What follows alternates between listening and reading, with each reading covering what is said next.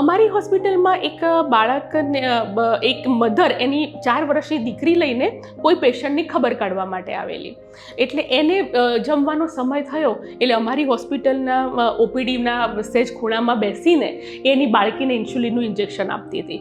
અને હું ને મારા સિસ્ટર ડૉક્ટર શુક્લાબેન રાવલ બંને ત્યાંથી પસાર થતા હતા, ઊભા રહ્યા અને એ માતા ચોધાર આંસુ રડતી હતી.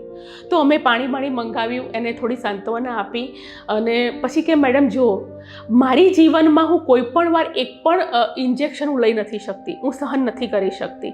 અને મારી 4 વર્ષની ફૂલ જેવી દીકરીને ખબર નહીં મેં કેટલા પાપ કર્યા હશે કે મારા હાથે 6 દિવસની આ બાળકી હતી અને એને ડૉક્ટરે નિદાન કરેલું કે આ બાળકીને ટાઈપ 1 ડાયાબિટીસ છે.